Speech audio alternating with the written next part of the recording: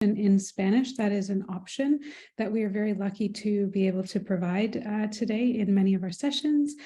Welcome to everyone. We're thrilled that we have this space to share, to have a wonderful conversation that will be chaired by Kate MacDonald, who will take over in just a moment. But I thought I would also mention before we get started to keep in mind that later today, at 6 p.m. in Valparaiso, Santiago time, we will also be continuing the conversation. So please do join us there for an open dialogical session where we have an opportunity to speak freely and engage with the topics that were discussed today. Keep that in mind. I'll post the link towards the end of this conversation. So thank you to all of you who are joining us today, and a special thank you to Kate MacDonald, who has done a wonderful job of putting together this panel and this conversation.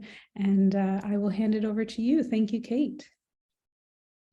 Miranda, thanks very much. And everyone who's on the line, thank you for joining us. We are just getting our slides sorted out for the presentation. And so while we're doing that, I'm just going to take a moment to offer, on behalf of myself and the panel, a welcome to the 2022 UNESCO Chair in Democracy, Global Citizenship, and Transformative Education Symposium.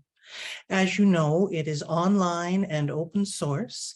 It's a 4-day symposium with some 40 one-hour sessions happening in English, French, and Spanish, many of which are being simultaneously translated. So we hope that you will join us for other sessions, and we hope that you will let your colleagues and co-workers know that this type of free open source professional advancement is available.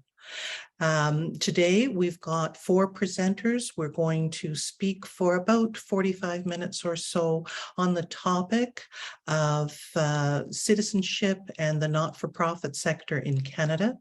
And after that time, we will invite your questions and comments and hopefully engage in some dialogue around the topic. You can send us your comments anytime via Zoom or Facebook. And as Miranda mentioned, we go from this session into a short break, followed by a virtual happy hour where you have an opportunity to network and further discuss the topics of the symposium with a new group of global colleagues. We hope that you'll join us. With that said, we're going to go into the session of citizen engagement and the nonprofit sector in Canada. So we'll just head to the next slide. And there we go. Thanks, Amanda. Being that this session and the colleagues are based in Canada, we'd like to take a moment to acknowledge Indigenous peoples. We commit to a path of truth and reconciliation with Indigenous peoples. Our work takes place on the lands which are traditional meeting grounds and which are home to many diverse Indigenous nations. Our work will reflect the values of awareness, respect, peace, friendship, and understanding in partnership with Indigenous peoples. Today's discussion has 4 components. The first is a bit of an overview of Canada's nonprofits, the sector of caring, followed by a philosophy of sharing and compassion, considering animals, a vulnerable population, and then wrapping up with the illusion of separateness.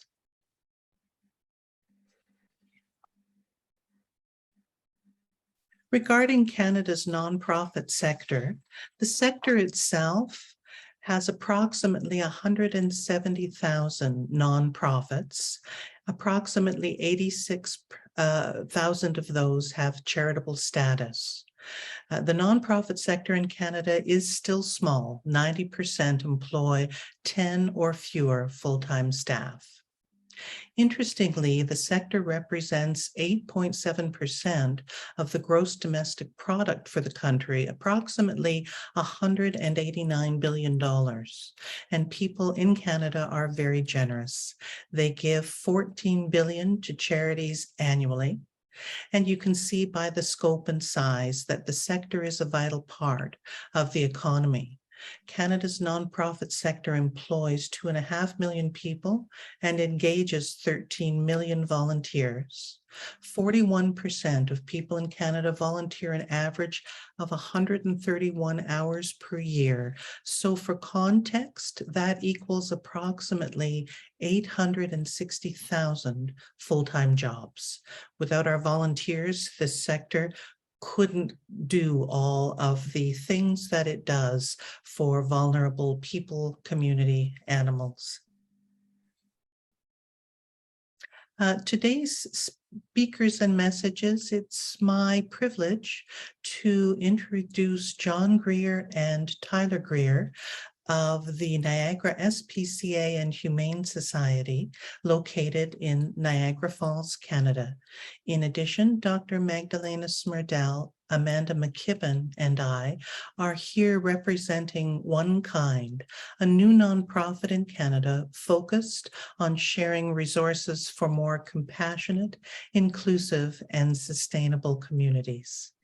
We are honored to espouse the symposium Ideologies of Global Citizenship, Democracy, and Transformative Education. And in addition, we hope to bring the added dimension of considering animals as another form of a vulnerable population, deserving of a place alongside discussions regarding vulnerable peoples and our collective vulnerable environment. With that, I will pass things on to Amanda McKibben, who has some information for us regarding a philosophy of sharing and compassion. Thank you so much, Kate. So as Kate said, my name is Amanda, and I'm a co-founder of a new nonprofit called One Kind. Our mission for One Kind is to cultivate compassion, love, and kinship for people, animals, and the environment by partnering with others to facilitate meaningful and sustainable social change. Foundational to our work is this understanding that our world is interconnected. All living beings and the natural world are connected with one another, interdependent on one another, and their well-being affects one another. So when humans are doing well, and when you look at certain relationships they share in the world, when they're doing well, so do animals and the environment, but the reverse is true as well. So this is the lens through which we look at our impact and the work that we do. And so it's also our belief that imbuing compassion, love, and kinship into the work we all do, and the problems we're trying to solve, and the sort of everyday decisions we make is essential to cultivating a healthy and thriving planet for all beings and the planet we share. So for my piece, I'm going to focus on compassion to begin with. We had an issue with our slide deck, so we're going PDF. So please pardon the options all around the screen here. Okay, so compassion, most people are very familiar with the idea and the term compassion. Compassion invites us to pause, to consider the views and the needs and the priorities of another, and to care about those views and their experience. It invites us to decenter us and our priorities as the most important, and to instead focus on the needs of others. So Richard White, philosopher and professor, defines compassion as: compassion involves the ability to put our own concerns to one side and to see things from another's perspective. It means responding to the needs of the other and even anticipating those needs before they arise. Compassion is not just empathy. So empathy is actually a part of compassion. Both empathy and compassion involve recognizing that something is happening, or someone is experiencing something, or an animal is experiencing something. It involves trying to understand, asking questions, learning information, and maybe even applying it to our own experiences to better understand what that person or animal is going through. And then it also includes placing value on that's important. Their experience is important. So empathy is great. But where compassion takes over is compassion involves a level of action. It's also about doing something about what it is you see, what it is you're feeling empathy for. Compassion is where the change happens. And then pity, compassion and pity are different as well. Pity involves a sort of looking down upon, and compassion is all about respect, about identifying and seeing yourself in somebody else or in the experience of an animal.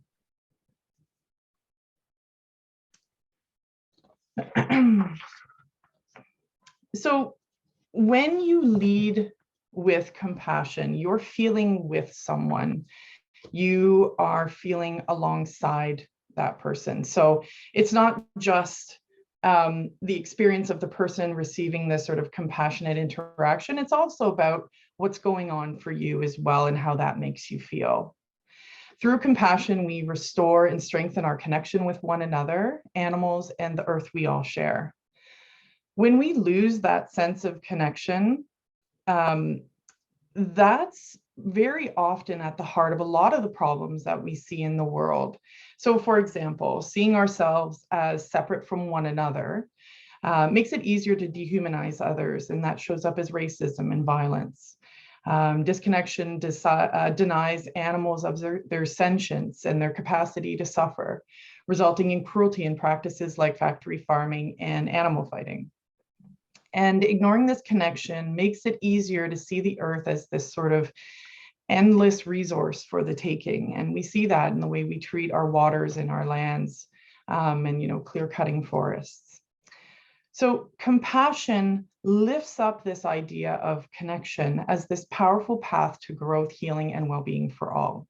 This is why we, as an organization, and in general too, in our sort of in our own personal philosophies, believe that compassion is absolutely essential to finding our way to a just and healthy world. So,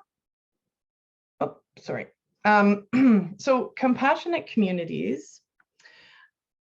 If you think about it, obviously we all live in a community, whether it's a community of 2 or a couple 100,000, couple million. The fact is that each of the members of our communities, be they human or animal or the land under our feet, each of those members has different priorities and different needs. And sometimes those priorities and needs are at odds with each other. And so infusing this sort of culture of compassion into a community can be the difference between conflict and a willingness to work through something, to find creative solutions. The difference between simply kind of getting by or worse, suffering, and actually thriving. When we feel connected with one another, we are able to see the world through an and lens rather than thinking from a place of or. The or perspective sounds like this. It's either this or that, either what I need or what you need, either I get what I want or you get what you want, pardon me. Compassionate communities lead from a place of this and that, my needs and your needs, and I can get what I want and so can you.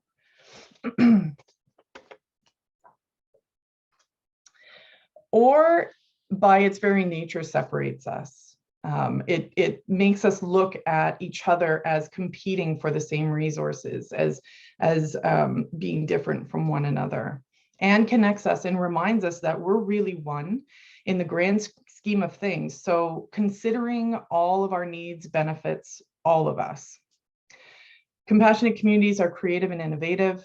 They take into consideration you, me, and the animals and the earth. So if compassion is so great, why isn't this happening everywhere? Well, it's because even though compassion gives so much back to us, it can actually be really quite complex and at times difficult. It takes more work, it takes more energy. It requires that we are able to sort of put aside the status quo or maybe what we feel would be the best outcome for us. It requires energy and an open heart and vulnerability. But responsible citizenship involves a commitment to society's overall well-being. So how do we get there from here? Even though it's hard, how do we do this work? How do we weave this way of showing up in our society into the sort of future and the success of the world? So,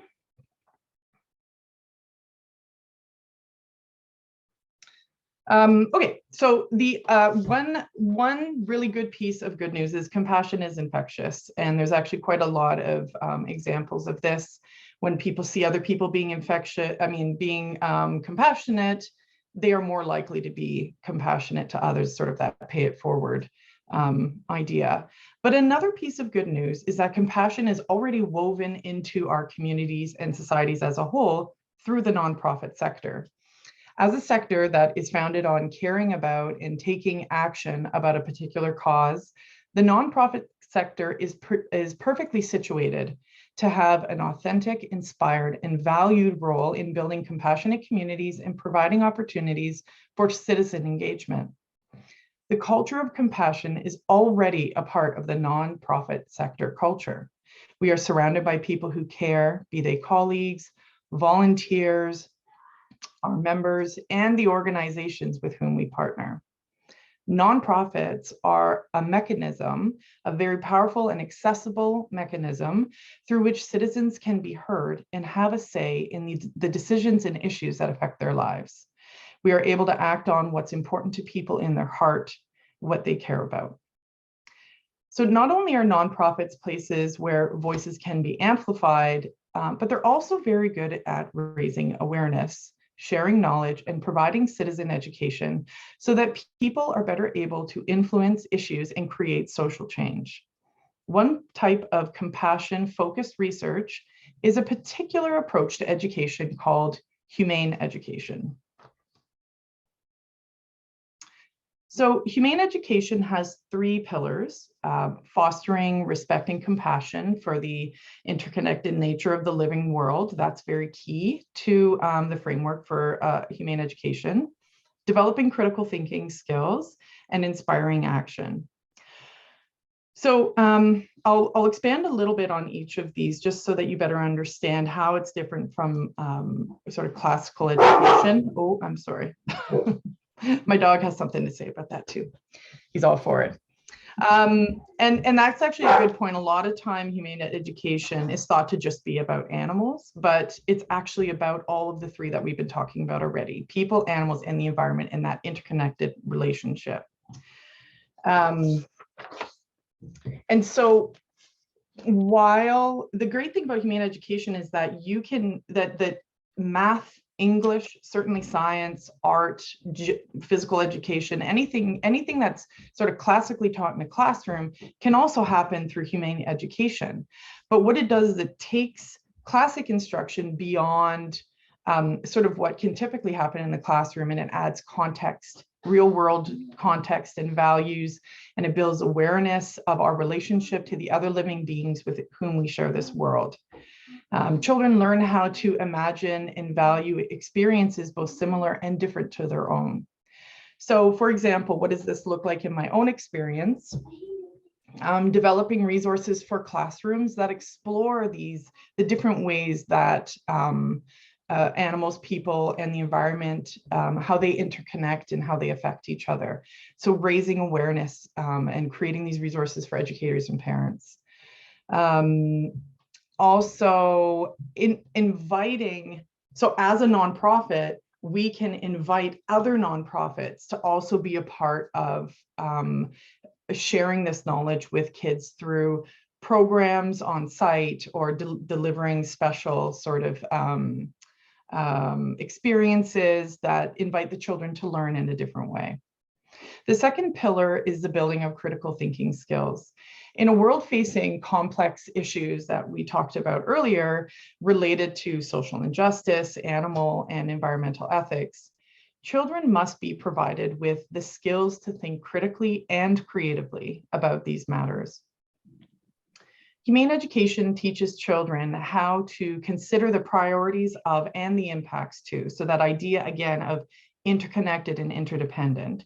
So the priorities of and the impacts to all involved. So earlier I'd spoken about it's a really complex, it can be a really complex challenge. Well, humane education focuses on building capacity to think about these complex challenges and to value the priorities of the sort of different elements or people or land or animals involved in whatever particular situation is being discussed. And in that way, it emphasizes the value of applying both the heart and the mind to the process of integrating respect, empathy, and compassion, so the heart piece, with fact-finding and critical thinking, the mind piece, to arrive at really thoughtful and creative solutions. So what does this look like? In some of my previous work, I'd worked with a nonprofit. So again, nonprofits partnering, who was working on a lot of transformative education work. And we worked with them to present real world challenges to thousands of students. And then these students went through a particular problem solving technique called integrative thinking, where they explored everything that I just described about pros and cons, priorities and needs, and then came up with a brand new solution that was totally different than the sort of this or model we had. Well, we have this idea and we have this idea. We don't know which one to go with. They looked at both of those ideas and said, well, how about this one?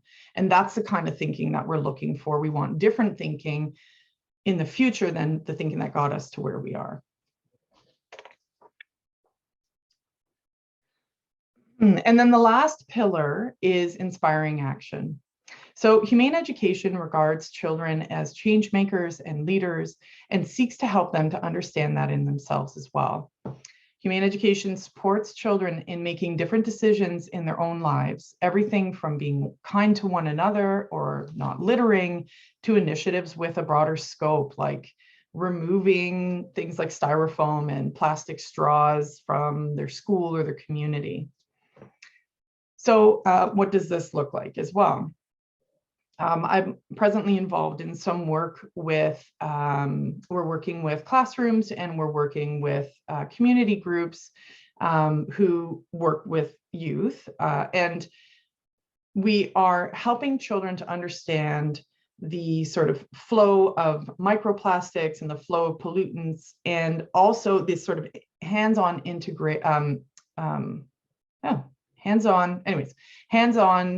fully engaged model where they can see the sort of cause and effect of these different things. And then they can go out to the community and they're building awareness in their community and having some sort of visual pieces there to remind the community of how their pollution is flowing into their waterways. And in this way, it may help people to make different decisions in their own lives. So exactly, I mentioned a couple times about the nonprofit role in building compassionate communities and ultimately sort of really strengthening the ability for these youth as they grow older to really engage in democracy and have a voice in their society and with their governments.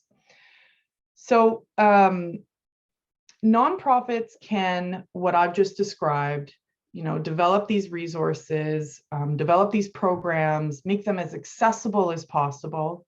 But also a really important thing is to work with those that you're building these resources for. So we had worked with educators to build curriculum linked resources that really focused on what the teachers needed to be able to deliver these this learning to their classroom, or we would come in and do it for them and make sure that everything is organized. But there's always a partnership. There was always a discussion, and at very different levels, whether it was co-creating the resources or sort of talking about what would be the best way for us to deliver that resource in their particular classroom or organization. So it's really important to invest in our youth. They are our future leaders. They are the ones who are going to be making decisions in the future. And as they take on and they grow into these positions of responsibility and influence, we want them to arrive with a sense of compassion and connection to their world and their place in it. So through the creation of humane education resources and programs, nonprofits can help to prepare and empower youth now and as adult citizens to be inclusive and to approach challenges with an and mentality and to be engaged in the well-being of all living things in society. And I'd mentioned earlier that we had just started a new nonprofit, and humane education is going to be a very central program to what we the work we're going to be doing, because we want to be able to reach as many people, children as possible, to be able to have the impact as we move into the future of our societies and our world. And I think that's it for me. So Kate, I will pass it to you. Amanda, thank you very much. That was fabulous information. I especially like the idea of and rather than or, and the focus and impact that we can have through the not-for-profit in Canada on our future generations and in supporting children and the educators who reach them. Appreciate your comments and your work. I'd like to pass things over now to Tyler Greer from the Niagara SPCA, who will lead off the first component of considering animals a vulnerable population. Tyler? Well, thank you very much, Kate, for the introduction. And I just want to say shout out to Amanda. That's an amazing project you guys are working on with respect to shaping the minds of tomorrow. So as Kate mentioned, my name is Tyler. I'm the the supervisor of community engagement and new initiatives here at the Niagara SPCA. So as the title implies, I basically identify needs in the community and then implement them. And one thing I was doing, if we don't mind flipping to the next slide, is through the research, it was definitely identified that pets today are considered family members. There's numerous research and studies that have been shown to have animals when they're in your life having a benefit to your physical health, but also most importantly to your mental health.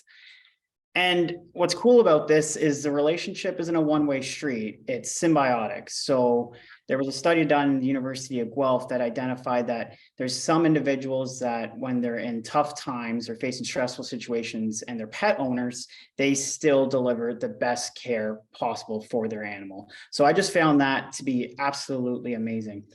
And another thing I want to talk about is, as you can see the two pictures on my right, even in times of chaos that is going on in the world, individuals, as you can see in the top picture, as well as the bottom picture, these are grabbed from the invasion in Ukraine with the individuals now seeking asylum. And what you can see is that these pictures also show that the individuals have animals with them. And the quotes, if I just move this, is the top one says, "If I wanted to leave him here, I could have left long back." And then the one on the bottom is, "I can't leave him like this, and we will take care of him no matter what happens." So through this scientific research, but also real world applicable experiences and knowledge that we're observing today, we established at the Niagara SPCA and Humane Society a team called Community Engagement Teams. And if we can just flip the slide to Community Engagement Teams, basically this team is a group of individuals that through the concept of human-animal bond, go out into our community and then help the people that need it the most, specifically vulnerable animals, and then also the individuals that care for them. So this picture was grabbed from one of our members of the community engagement team. The gentleman on the left was delivering pet food and essential supplies to a specific community member called GROW. And GROW is one of these partners that identify how to help the individuals in need with food, but also teach them and educate them on the ideas of how to cook for themselves, how to find proper food for their animals. So this partnership is growing, and I just want to touch base on them and how they've been an excellent partner, especially through this community engagement team and delivering food. And then through the next slide, this is just a touch back, and I got to take a step back and rewind a little bit, because the community engagement team, we started doing research for this in and around when that pandemic happened.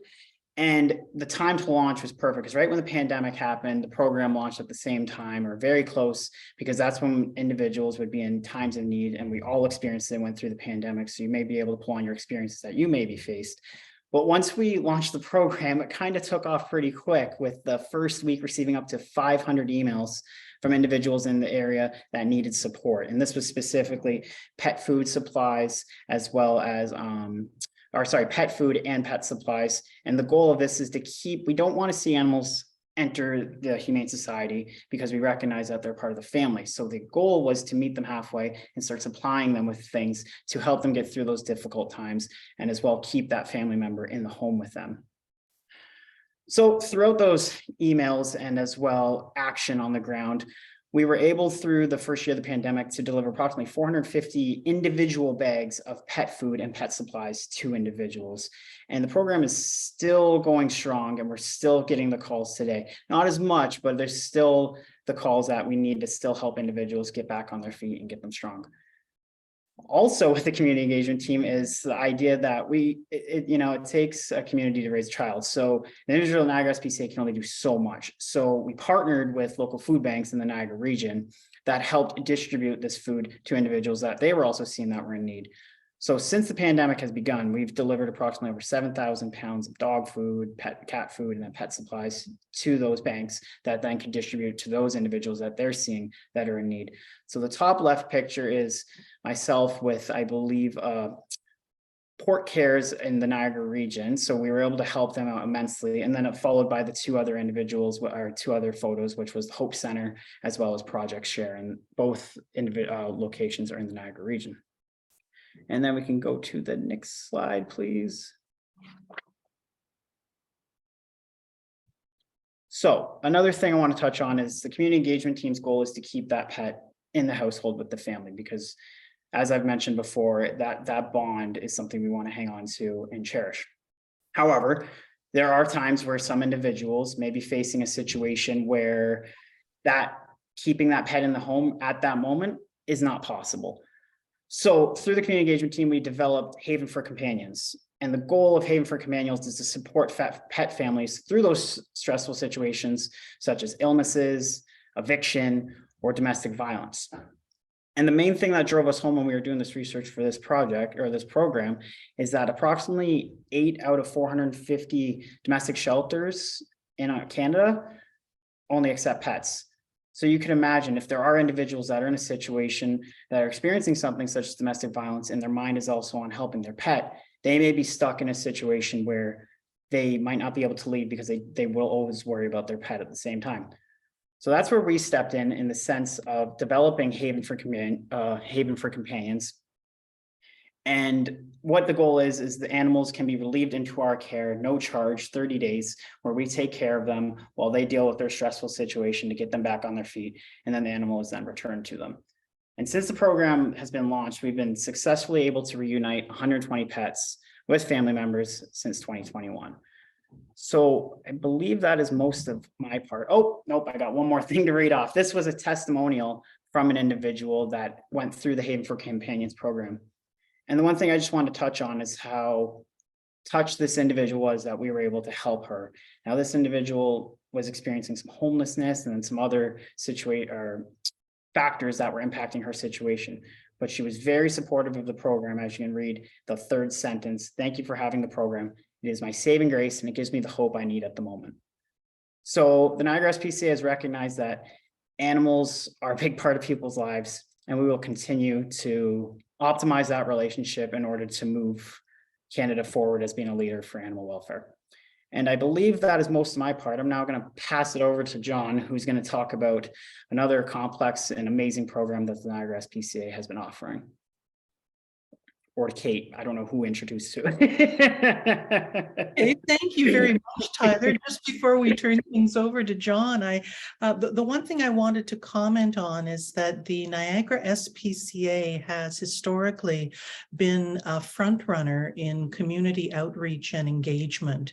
They were doing very forward-thinking things before anyone else on the landscape and introduced many, many helpful programs. One of the key pieces of the work the Niagara SPCA does is that it too is open source. It is done without judgment. It is done without a social means test, which often goes along with many government-run social services agencies. These folks are in the trenches and on the ground, meeting people and animals where they are and reaching out a hand, resources, whatever they can do to keep pet families together. It really has been an honor to work with them.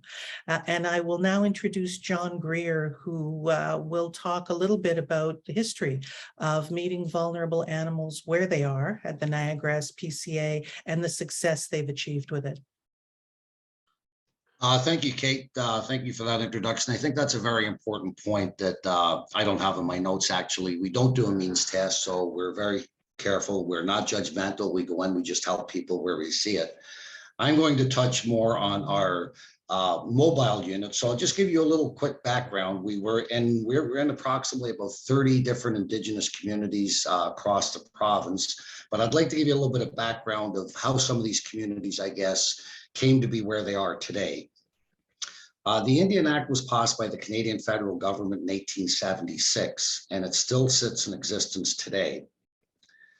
The relationship between the Northern Indigenous people and dogs has evolved over this time in the past years, where they used them for hunting and protection and whatever. We felt that it had negative impact on the relationship. And actually, we've seen, as part of our work, dog bites have become an important public health burden. Just some statistics that even surprised me just a little bit. Annual occurrences of dog bites in Northern Indigenous communities can range up to 60 out of every 10,000 inhabitants. But dog bites affected 27 to 62% of the population in those regions during their lifetime. Those are staggering numbers when you consider with other communities that we visit. And I think, of course, we all realize dog bites can lead to serious injury, maulings, but they also have a mental impact. They can lead to post-traumatic stress disorder. They can make children afraid of dogs. It has a lasting impact.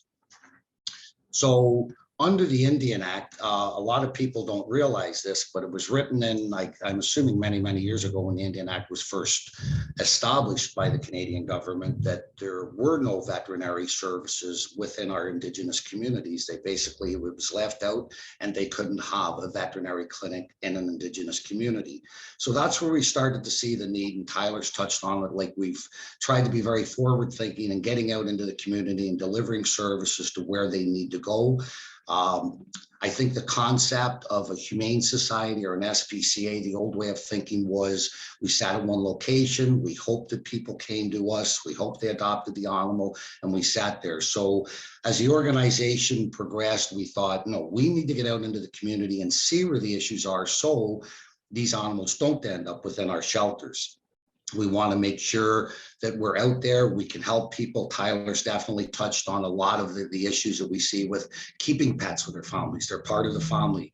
The human-animal bond is stronger than ever, and I'll touch on that a little bit later, like how we saw that through the pandemic. So basically, there's the four parts of an Indigenous community: is education, veterinary services, bylaw, and of course, enforcement. Because there's a federal and a provincial jurisdiction within these communities, unfortunately, the two sort of fight it out amongst themselves. And of course, these communities go under service. So that creates a little bit of an infrastructure problem within these communities. So I'll now get into a little bit of the work that we do. We brought that's our mobile trailer you see on the screen. We've since gone to a 40-foot truck style unit. We still have the original big girl sitting in our parking lot because it means a lot to us. We first brought it into Ontario in 2015. At the time when across the border, there's a few people on the call that may remember, they were actually not really sanctioned here in the province of Ontario. So it set off a lot of bells and whistles, and we had to go through a lot of red tape with the College of Veterinarians, provincial government, et cetera, et cetera. We got through it and we got it accredited and licensed. So we were the first ones to sort of figure out what accreditation it needed, some of the exemptions it needed, and we bought that in 2015. A neat little sidebar on this particular unit is I bought it off a gentleman down in Kalamazoo, Michigan. And during Hurricane Katrina, this was one of the first mobile, what they considered, even though it was an animal hospital, one of the first mobile hospitals to roll on scene where Katrina was happening and actually treated people and animals through there. So the executive director down in Kalamazoo got in his truck, drove that unit down there, and they stayed there for the full extent. And veterinary teams worked out of it, doctors worked out of it. They are fully functioning hospitals, although we call them animal hospitals. They're fully functioning hospitals. Isoflurane machines, surgical instruments are all contained in the unit and travel with the unit. So that's just a little bit of where the unit started.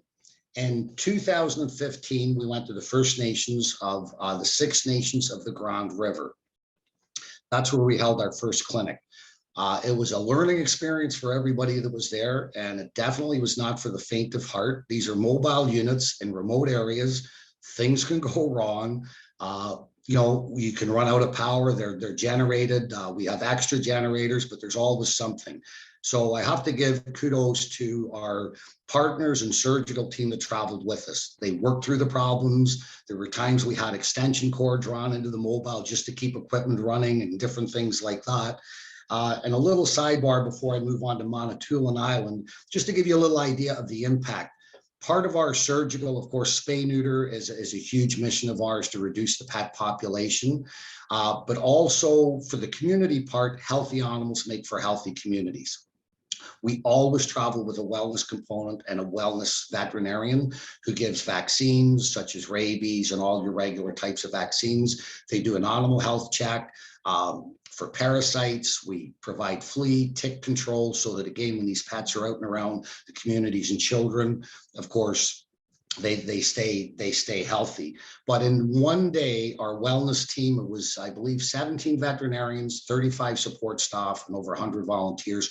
We did 650 wellness checks in one day. It was quite the experience. There's a story I'd like to share with you that I think is really important. We then, as we formed our relationships within the communities, of course, for other Indigenous communities heard about us, reached out and wanted our mobile to come in. So from 2015 until 2019, we traveled, of course, across the province, but we also went to Manitoulin Island. And the story I'd like to share with you when we got there and how it kind of came about. There is still dog culls, which means the communities will have to go out. It's not because they want to, but they will have to go out and still shoot packs of roaming dogs because, of course, they will become more feral. They will attack people. I've, mentioned the numbers of children that are bitten and community members that are bitten. And it was actually a grade 6, and Miss Jean was our teacher that sort of brought this to the light, and she's been with us through the entire journey, bringing classes through. One of the children in a grade 6 class, actually, her grandmother was coming towards her, and as her grandmother came towards her, the little girl saw the appearance of a dog coming towards her. And this is what inspired the grade 6 class to go back. And they went to, so there's a bond council and a hereditary council. A hereditary council, of course, sits, they're an elder council. And the grade 6 class went and made a presentation to the hereditary elder council and basically told them at the end of it, you have to do better for our community and our dogs. So I think that was very inspiring. And I think it touches on what Amanda's saying about the grassroots part of what we do. This is a picture of one of the classes. We kind of made the mistake of where through Miss Jean, we, can a couple of classes come and see the work you're doing? We set up in community centers, so our recovery is done in community centers and health centers, wherever we can set it up, that's what we do. And we were outside the unit and there was 2 schools across from where we were doing, and literally the 2 schools emptied. I think we had like hundreds of children coming through, and we had our recovery team have some of them. The medical team allowed them inside the unit, which is a first, age appropriate, where they could watch certain things going on. but I think it inspires the children. Let's do better for the community. Let's do better for the animals that are in that community with us. And maybe we inspire some future veterinarians or some folks like that. So I think really that's about it. I just want to share one quick fact with you, or maybe two quick facts if I have. Yeah, I think I have quick time if I talk faster. We do have Violet, who travels with us. We were actually, this was on Manitoulin Island. A gentleman came by and his dog had a bite on the back and was kind of like, no, the dog's fine. We decided to treat it. So he was just one of those guys who was just, this is the way things are here, but we treated it and our vet team shaved it up, given antibiotics. He came back a couple hours later to find me personally, and he gave me a little stuffed dog that looked like his dog, whose name was Violet. And Violet is our good luck charm and travels with us. The last fact I'll share with you as my time runs down is these numbers still actually stagger me when I look at them. So there's a calculator that you can use to sort of figure out, when we do our spay neuters, how many births do we actually prevent. So we were on the one number of our cats. In our mobile unit, we've done 1,586 surgeries. Over the next 10-year period, that will prevent 17 million cats from being born and possibly ending up unwanted. And I'll leave you with that fact. John, thank you very much. That is an incredible amount of work and some really remarkable headway you made in collaborating and partnering with Indigenous communities. And the last count I recall is 37 different nations that you were working with. Is that still true, or have we moved on from that number? Oh, I believe our number, I don't have the numbers in front of me, but we've definitely moved up from that number for sure. Yeah, and as it gets more and more popular, it just sort of, I got my focus off there, it just sort of keeps going. That's incredible. Thank you very much for sharing this work. It's absolutely groundbreaking. And what we'll do now is we'll just hand things over to Magdalena, who will pull together some thinking about our illusion of separateness. Thank you, Kate. And so I'm not sure if my voice is coming through, etc. I had to switch to a different device. Everything working? Fine, you bet. Cameras up and all, okay. All right. So I was going to switch gear just a little bit, but still along the thread of all the things that we've been doing around compassion and caring and offering hope to communities. And so the next slide, if we look at the next slide, it's talking about daring to dream. And I imagine many of you were just like me, dreamers as children, staring off into space and going wild with our imaginations. And the shaping from our families, our communities, our religious organizations, media, and so forth may have dampened this in us somewhat. The dream often becoming, what do I want to be when I grow up, and do well in school, get a good job, all of those things. And so the fact is we still have the dreamer within us, because we could have never put a man on the moon without a bold dream and a plan to make it happen. And so just as we place so much importance on all the dreams that we have around technology and the latest smartphones and the Wi-Fi, 5G and the metaverse, all of those things that we're talking about, we are also called to seriously consider the invitation to dream of the evolution of humankind and transform this dream into a plan to make that happen. And why? Because there's no end of suffering in this world. All the tech that we have is not solving our suffering. Our marginalized and vulnerable populations, marginalized, vulnerable individuals within families or communities, psychological abuse and neglect, and of course, wars. And why are we here? We're here because, why are we here at this conference? And we're here because we care, we love, and we have a desire to alleviate the suffering in this world. So if we look at the next slide, we can see an example of diversity and equity and inclusion. These are 3 of my cats. The middle one was adopted by the Pride, so she's happily identifying. So our One Kind organization is inclusive of humans, animals, and the environment when we speak of marginalized, vulnerable populations that are suffering abuse and neglect. And so how do we go about embracing diversity, equity, and inclusivity or inclusion? How do we become more compassionate and empathic?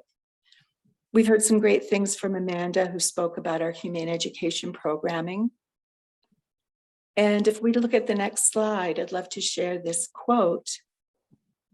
It is from Thich Nhat Hanh, who has left us, but he's left us with wonderful spiritual teachings, including this quote: "We are here to awaken from our illusion of separateness."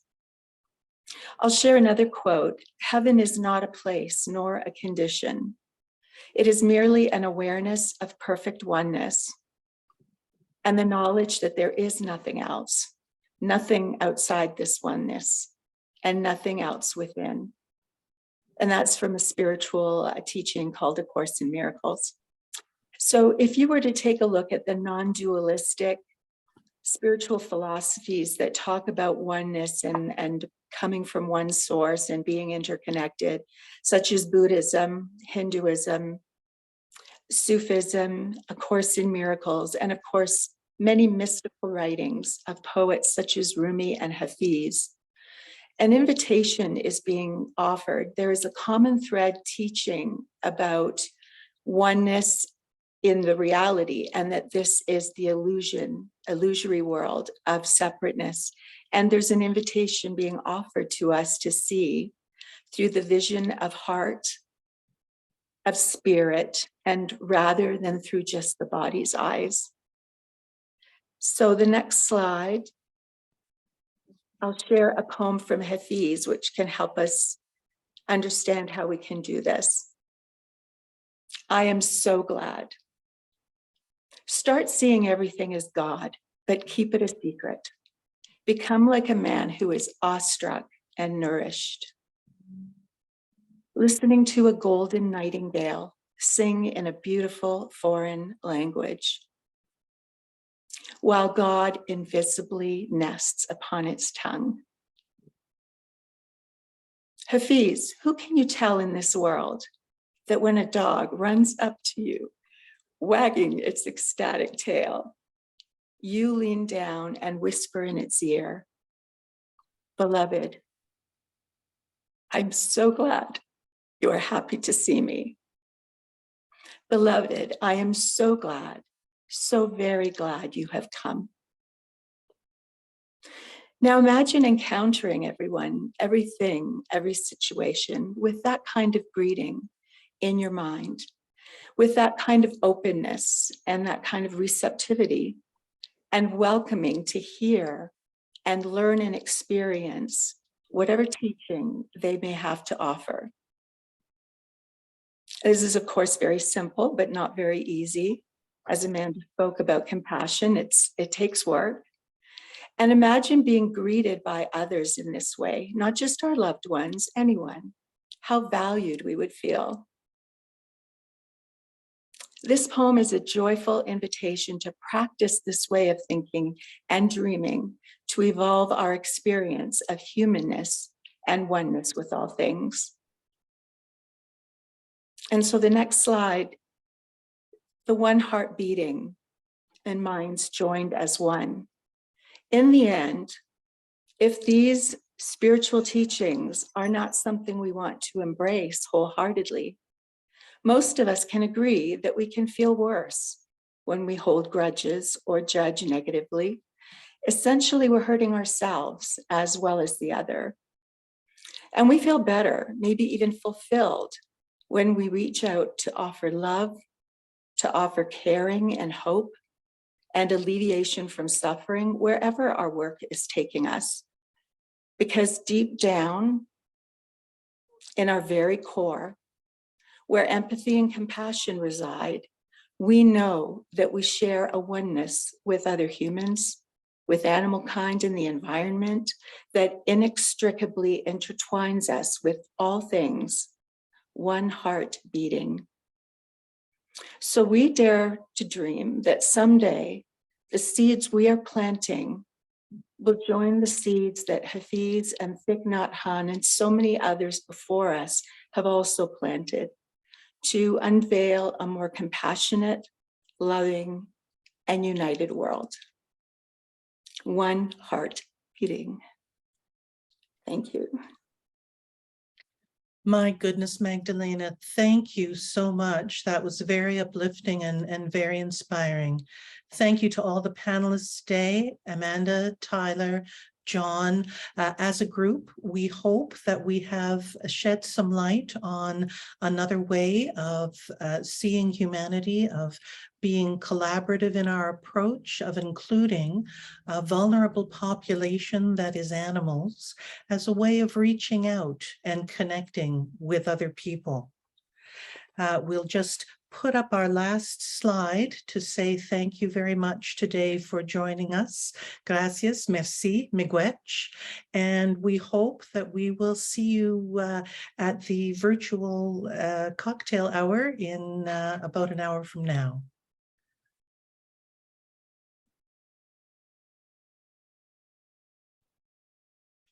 Miranda, I'm not sure if you've seen any questions go by, but if you have, we'd be happy to take questions or comments from the group.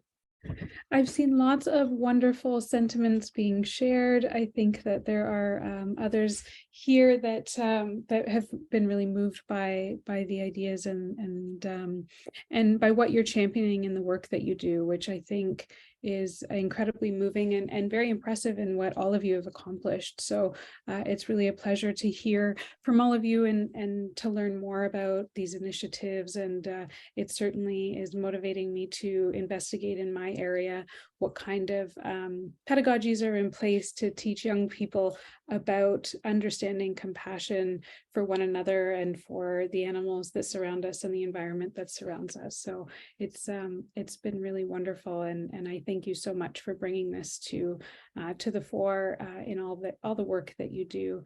If there are any questions, we have a couple minutes left. I did just post in the chat the link to the Zoom, which is the happy hour session where we have an open conversation with presenters and also with attendees to go over some of the ideas from today and share questions and sentiments and insights. So I hope that you might be able to join us, but I also wanted to just thank you again so much for sharing your time and energy and enthusiasm for these ideas and for the topics that are being engaged with in the symposium.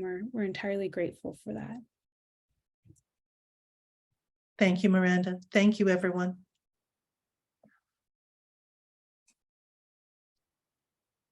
Thanks again, and I think we will wrap up on this. Thank you again to everyone, and hopefully we'll see you again very soon. Take good care. Thanks, everyone. Bye-bye. Bye. Bye, thanks for coming.